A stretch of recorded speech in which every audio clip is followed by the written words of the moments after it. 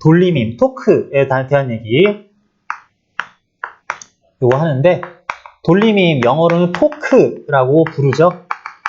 고등학교 교과정에서는 지금 순우리말로 돌림임에 대한 얘기로 다 하고 있어요. 자, 보통 이제 토크라 그러면은, 돌림임이라 그러면 t로 시작하니까 돌림임 t 값은 이렇게 나타내고 싶은데, 물리에서 t를 이용해서 나타내는 물리량들이 굉장히 많다 보니까 t, 시간도 나타내고 주기, 그것도 시간의 일종이긴 한데 나타내기도 하고, 텐션, 장력도 t로 나타내고 등등등 여러 가지에서 워낙 많이 쓰이니까 토크는 그리스 문자 타우를 이용해서 이렇게 쓰는 게 일반적인 표기법입니다. 자, 그랬을 때 이것부터 물어봅니다. 토크는, 돌림임은 벡터량이에요, 스칼라량이에요? 토크가 벡터냐 스칼라량에 따라서 벡터량 표현법 따라가다 보면은 방향이 이래야 된다, 저래야 된다라는 것들, 크기는 이렇고 일단 방향은 내가 얘기해 줄게요. 상황마다 이렇게 해야 돼 라고 할 수도 있고, 스칼라량이면은 오히려 방향만, 크기만 나타내야지 방향 비슷한 언급을 하면 안 될 텐데, 토크는 벡터량입니다.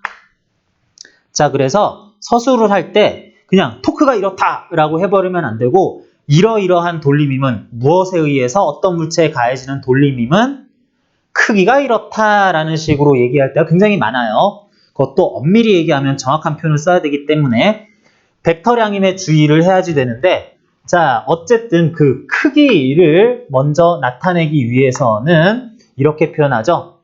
R, F, 사인 세타다 라고 하고, 단위는 뉴턴미터라는 단위를 쓸 겁니다.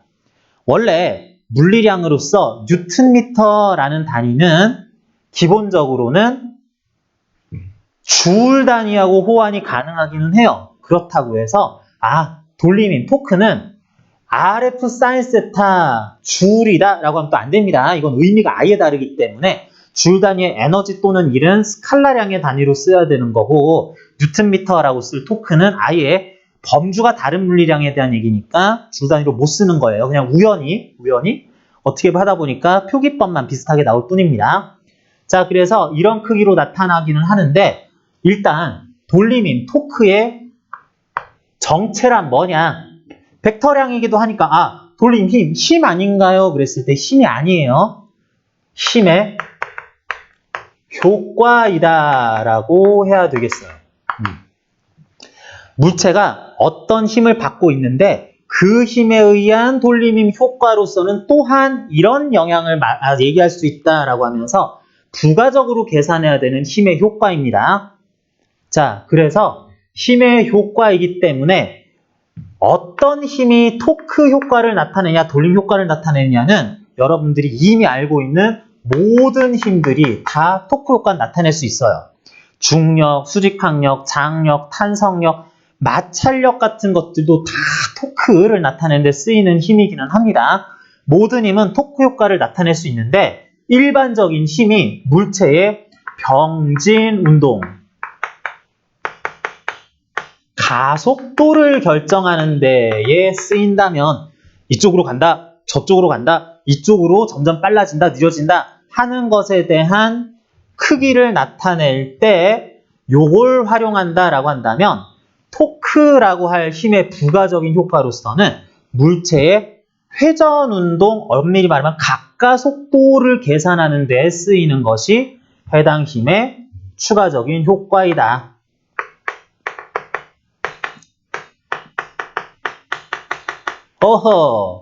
각가속도라는 표현이 나오는데, 각가속도 보통 우리 알파로 표현을 하는데요. 알파 라디안 퍼 세크 제곱 이런 식으로 표현을 하는데, 회전운동 각가속도에 대한 것은 여러분들이 공부를 해봤어도 토크가 물체의 회전운동 각가속도를 결정하는 데 쓰인다라고 그랬는데, 이 각가속도 개념과 함께 또 나와야 되는 게 물체의 회전관성 모멘트라는 게 있어요. 그냥 회전관성이라고도 얘기하고요. 회전관성 모멘트 I 값을, 충격량 아니에요. I 값을 결정하는 데 써야 되는데, 요거 돌림임 내용 공부를 해본 친구들도 이런 내용은 아마 못 들어봤을 겁니다. 맞아요. 각가속도라든지 회전관성에 대한 얘기는 고등학교 과정 물리학 1, 2 개정 전에도 없었어요. 무슨 얘기냐? 우리가 풀어야 할 문제들은 이런 것들은 몰라도 될 문제만 풀 겁니다. 뭐? 항상 이런 값들이 결국에는 제로로 나올 관성 모멘트는 알 필요도 없고 왜냐하면 각가속도가 제로가 될 거니까 하는 문제만 나올 거예요.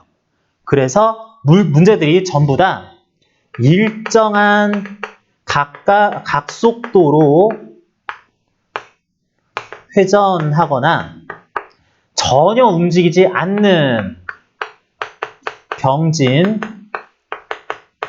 회전운동 모두 하지 않는 경우만 나오게 될 것이다. 그래서 결국은 여러분들이 풀어야 될 문제들은 결론은 다 똑같습니다. 물체가 받는 알짜 힘이 제로여야 된다. 그리고 받는 알짜 토크도 제로여야 된다. 라는 두 가지 조건 또는 하나만 써도 나머지도 해결되는 이런 식의 문제들만 보게 될 겁니다. 자, 그래서 그런 문제 어떻게 접근하는지 토크 정의부터 다시 한번 가봅니다. 물체가 받는 힘에 대해서 토크는 돌림힘은 RF 사인 세타로 나타난다고 했는데 자, 우리 교재 오늘 자료의 12쪽에 나오는 것처럼 어떤 작대기를 하나 만들어 봅시다.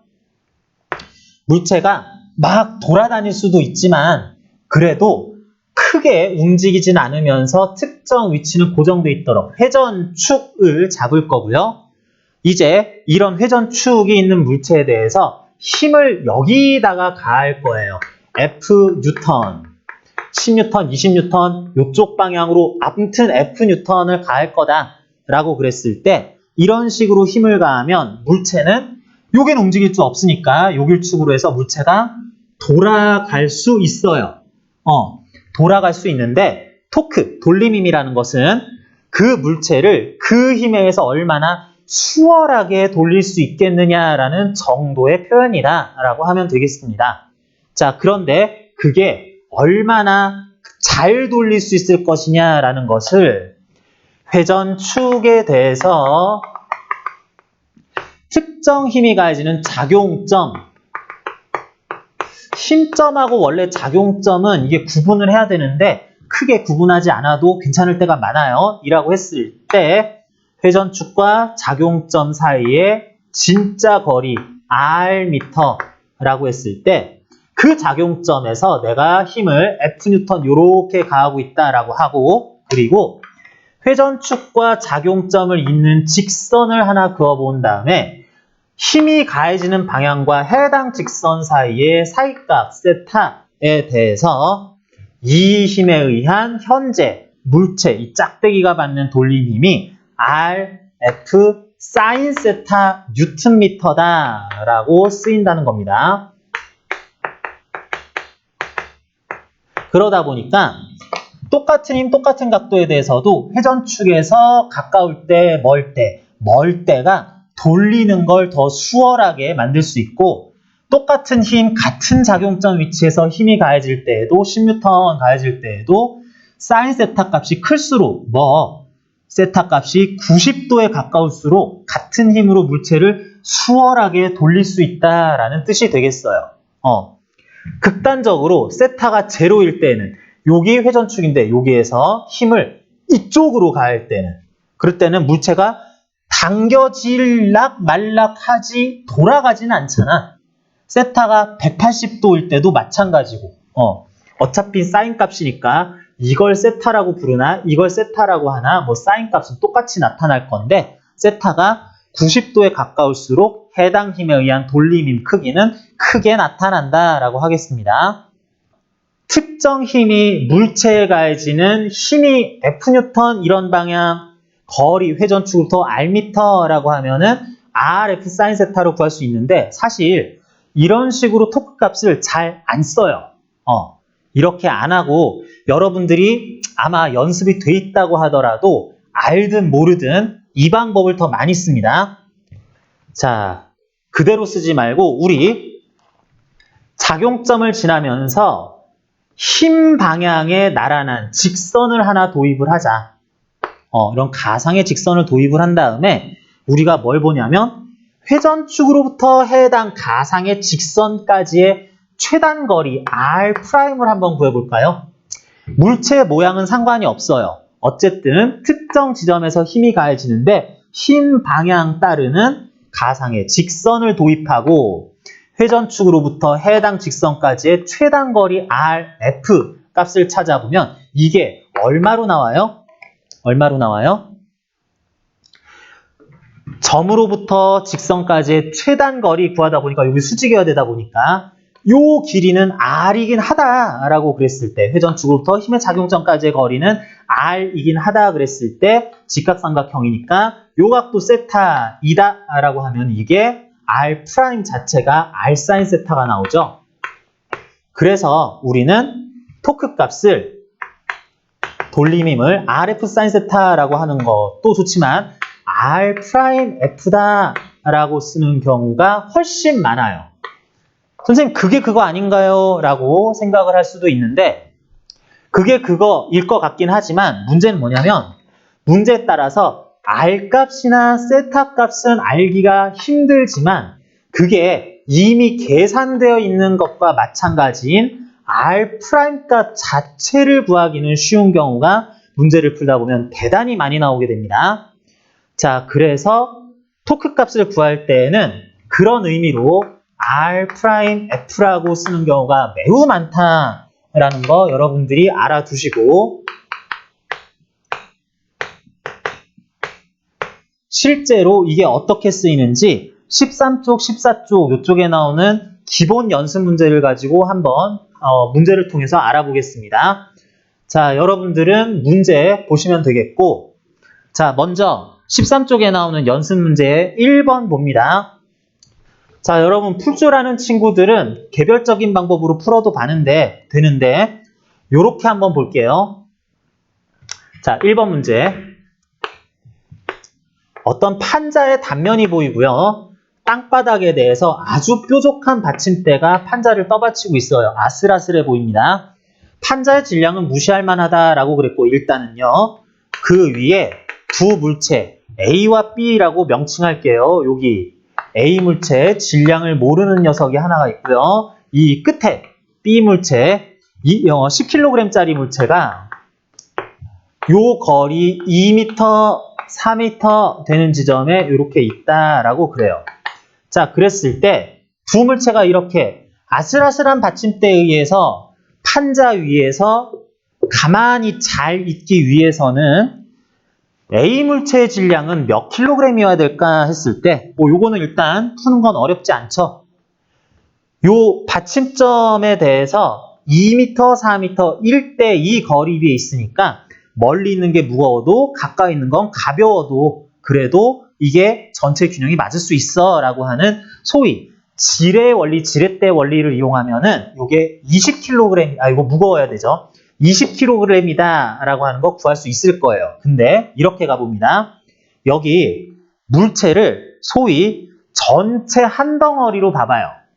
A 물체, 판자, B 물체, 그 다음에 요 받침대까지 그리고 이 판자까지 밑에 뾰족한 받침대는 별도의 물체로 볼 거예요. 자, 이걸 별도의 물체로 보는 이유는 뭐냐면 만약에 두 물체의 질량비나 거리비가 맞지 않아서 이게 기우뚱 한다면 밑에 있는 뾰족 받침대는 아마 안 움직이고 물체 판자까지가 기우뚱 할 거예요. 그러니까 뭔가 균형이 깨져서 움직이거나 돌아갈 때 움직임을 어느 정도는 함께 할 물체들을 전체 한 덩어리 물체로 볼 겁니다. 부분별로 물체들을 따로따로 보고 문제에 접근하는 방법도 있지만 일단은 이렇게 볼게요. 그런 다음 이제는 물체가 어느 지점에서 어떤 방향으로 몇 뉴턴의 힘을 받는지를 각각 다 정확하게 표시해 줍니다. 물체가 힘을 받는 지점을 정확하게 얘기를 해줘야 돼요. 여기부터는. 보면 여기 요 물체는 질량은 없다고 보는데 그래도 접촉했다는 사실은 있으니까 받침대로부터 판자는 요 지점에서 위로 적당한 수직항력을 받을 것이다. 다음 10kg, mkg짜리 물체는 각각 물체 부분의 중앙에서 중력을 100N, mgN, 요것도 10mN, 중력과 속도를 10이라고 하면은 요런 힘을 받을 것이다. 그리고 다른 힘은 더 안 받는다. 뭐? A와 판자 사이의 접촉엔 수직항력, B와 그런 수직항력은 물체 하나로 보는 것 내부적인 힘이기 때문에 지금은 굳이 고려할 필요 없다라고 할게요. 외력이 아니니까. 그랬을 때 이런 힘을 받으면서 물체가 날아가지도 낙하지도 않으려면은 일단 위아래로 받는 힘들이 다 상쇄가 돼야 돼요. 앞에서 보던 힘의 합력 제로 조건은 여기서도 쓰입니다.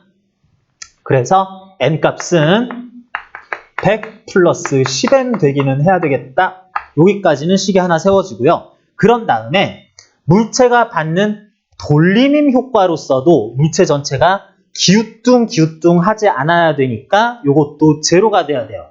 그러다 보니 물체가 받는 힘 10m, n, 100에 각각에 의한 돌림힘 효과를 각각 찾아보고 그것들의 총합이 제로가 돼야 되겠다라고 하자.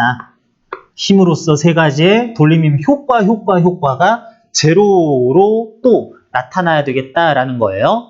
자, 그럴 때 물체의 전체 회전축은 여기에요 라고 할 수 있으니까 요 n값에 의한 힘이 가해지는 지점과 회전축이 같으니까 r값이 제로가 되면서 수직항력 n에 의한 돌림힘 효과는 제로다라고 할 수 있겠어요.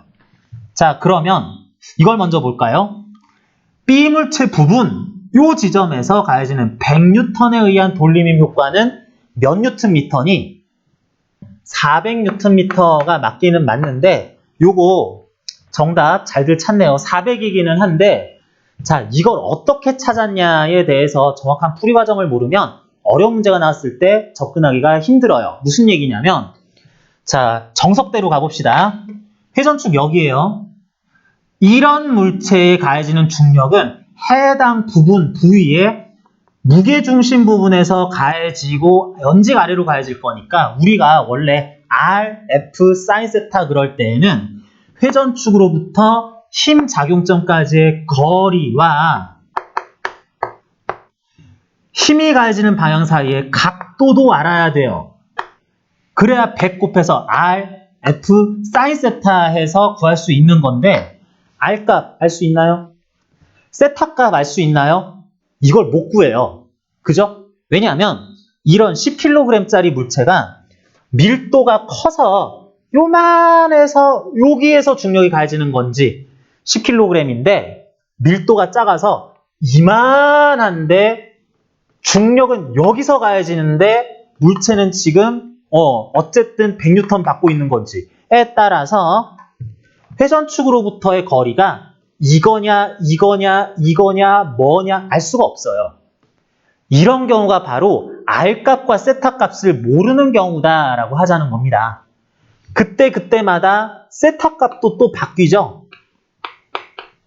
하지만 R값과 세타값을 정확하게 몰라도 이런 대칭 형태의 물체에 대해서는 무게중심에서 힘이 가해질 때 그 힘은 여기서 아래로, 여기서 중력은 아래로, 여기서 중력은 아래로 언제든지 그 작용점을 지나면서 힘의 방향으로 연장한 직선은 맨날 이거겠다라는 건 알고 있죠. 그러면 회전축으로부터 그 일종의 가상의 직선까지의 거리는 최단 거리는 4m로 일정할 거다. 일종의 R'은 4m 확정이라고 나올 수 있다는 거죠.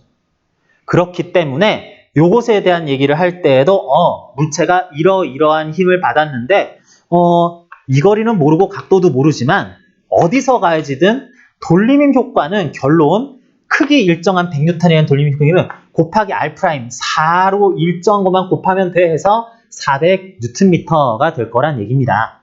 그리고 여기서도 마찬가지 그 힘점이 작용점이 여기인지 여기인지는 몰라도 어쨌거나 해당 위치에서 중력 방향 연장한 직선은 맨날 이거니까 거기까지 회전축으로부터의 거리는 2m, R'은 2m로 일정할 거니까 그래서 얘에 의한 돌림힘은 2 곱하기 10m, 20m Nm다라고 하는 것도 구할 수 있고 그 다음 벡터량이기 때문에 크기만 표현을 했는데 그 방향은 여기 회전축일 때 이쯤에서 이렇게 힘을 가하면 중력에 의한 돌림힘에 의한 효과는 반시계 방향으로 전체 물체가 돌아가게 할 효과이다.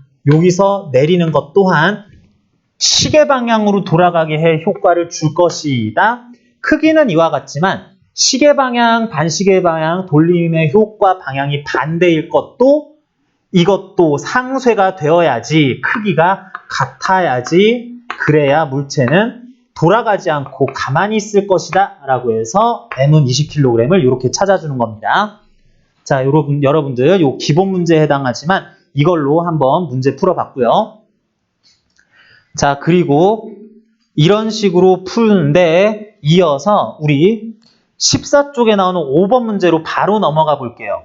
14쪽 5번 문제 보면은 앞에 문제하고 또 유사한 문제이기도 한데 자, 여러분들 천장에 줄 2개가 매달려 있고 이번엔 막대라고 하는 것이 달려 있고요. 그 막대에 또 줄이 달려 있으면서 줄 끝에는 질량을 가지는 물체가 2개 달려 있습니다. 요렇게 1m 지점, 요렇게 3m 지점, 나머지는 2m 지점 해가지고 끝에 줄 물체 Nkg, 끝에 줄 물체 20kg 이렇게 있네요. 50kg, 이건 50이었어요. 20kg 있네요. 자, 이 경우는 어떻게 될 것인가? 자, 여기에서 이런 식으로 있을 때는 굉장히 전체 상황이 안정적이에요. 그러다 보니까 줄 2개가 좀 끝에 쪽에 이렇게 달려 있으니까 이것들에 의해서 질량 차가 나도 이게 크게 막 움직이거나 그런 일은 잘은 안 일어날 것 같아요. 뭐 이것들 기우뚱할 수도 있습니다. 그렇지만 이 상황에서 지금 요 줄 T1, 요 줄 T2 각각에 걸린 장력은 현재 얼마씩일까라는 거 물어보고 있네요. 이 막대 자체의 질량도 5kg이고요. 자, 이때 물체가 받는 힘 분석해 봅니다. 물체, 질량 중심, 무게 중심, 500N의 중력. 물체, 질량 중심, 무게 중심, 중력 아래로 200N. 그리고 나름 요 막대의 밀도가 균일할 때 여러분 문제에서 이렇게 막대의 질량이 몇 킬로그램이다도 중요하지만 막대가 밀도가 균일하다라는 말도 꼭 써주는 거 필요할 때는 써줘야 됩니다. 그래야 막대가 밀도가 균일하고 모든 부분에서 굵기가 일정할 거기 때문에 5kg짜리 막대 자체의 질량은 여기 말하자면 요 줄에서 1m 떨어진, 요 줄에서 2m 떨어진 여기서 50N이 가해질 것이므로 막대는 굵기와 모양이 어디서나 일정하다, 모든 부분에서 밀도는 균일하다라고 하는 말, 이것도 돌림 문제 풀 때는 표현에 꼭 들어가 줬으면 좋겠고요. 그랬을 때 물체가 받을 힘, 중력, 장력, 위로 T1, T2. 자, 요거까지를 한 물체로 볼 때 물체는 날아가는 운동하면 안 되니까 T1 플러스 T2는 전체 합 750N이기는 해야지 되겠다. 그런 다음에 T1, T2 각각의 크기를 모르니까 돌림의 평형 조건도 써봅니다. 여기에서 또 순서대로 가볼까요? 500, T1, 50, T2, 200에 의한 돌림힘 효과 각각 구해봅니다. 자, 여기서는 회전축이 어디예요? 회전축이 어딜지 모르겠네요. 그런데 돌림힘 문제 풀 때 여러분들은 안 돌아갈 물체 또는 돌아가더라도 일정한 각속도로 돌아갈 등각속도 운동을 할 물체만 볼 거기 때문에 여러분들은 회전축은 아무데나 잡아도 좋다라고 할게요. 회전축은 아무데나 잡아도 좋아요. 아무데나 중에도 잘 잡아야 되는데 나는 회전축을 여기로 한번 잡아볼게요. 자, 그러면 이런 회전축에 대한 각각의 힘들의 5개의 힘의 돌림이 효과는 얼마냐 그랬을 때 여기서는 본격 물체들이 달려있을 줄의 길이를 안 가르쳐줬기 때문에 500N에 의한 돌림이 힘 그럴 때 이 길이 모르겠는데요 싶어요. 길이와 함께 힘의 방향, 세타, 각도도 당연히 모르는데요 싶어요. 하지만 물체 밀도, 크기, 질량 중심의 위치와 무관하게 이런 줄 끝에 달려있을 어떠한 물체가 아래로 받는 중력의 연장선은 물체가 짧은 줄, 긴 줄 어디에 연결돼 있어도 거기서 받을 중력에 의한 힘의 방향, 작용점 지나는 연장 직선은 맨날 이거니까 회전축으로부터 직선까지의 거리 4m를 힘 크기로 곱하면 되겠다. 그래서 여기에서는 500에 의한 돌림이면 2000Nm, T1에 의한 돌림이면 여기서부터 거리에 뭐 이렇게 가진 거 연장한 거 하나 3m 나오니까 3T1, 50에 의한 것은 1m, 50Nm, T2는 0, 200은 됐고요. 여기서 이렇게 쭉 연장하면 여기서부터의 거리는 최단 거리는 2m 나오니까 400 한 다음에 내가 정한 현재 회전축에 의할 때 해당 힘들에 의한 돌림 힘 효과는 여기에서 회전축인데 여기서 가하는 힘의 아랫방향에 대해서는 전체 반시계 방향 2000, 여기서 당기는 것에 의해서는 회전축 6인데 시계의 방향 50 반시계, 400 시계 방향으로 돌리려는 효과가 나타날 것이다 라고 해서 요거 반시계 방향 끼일이 2050은 3T1 더하기 400 해서 3T1이 1650, T1은 550 이런 식으로, T2는 200이겠죠. 이런 식으로 구할 수가 있겠습니다. 자, 돌림이 회전운동에 관한 문제를 푸는 일반적인 문제풀이 방식 중에서 대표적인 두 문제를 보면서 문제에 접근하는 방법 간단하게 살펴봤는데 여러분들 요 기초 지식 가지고 다음 주에는 돌림힘 관련한 논제 출제 가능성 상당히 높다고, 단독 문제로서도 굉장히 높다고 할 수 있기 때문에 알아봤는데 다음 시간에 관련 내용 논제로 한번 풀어보고 이어서 그것들이 조금 더 어렵게 나올 때는 어떻게 문제에 접근해야 되는지도 추가 연습해 볼 거예요. 자, 그래서 오늘은 일단 여기까지 수업하고요. 여러분들 보내주신 답안지는 내가 첨삭해서 다시 뭐 밴드 통해서나 아니면 이메일로 보내줄 테니까 그거 받으면은 내가 이런 표현은 이렇게 고쳐야 되겠구나라는 것들 반성 잘 하시고 오늘 수업은 일단 마치겠습니다. 수고 많으셨습니다.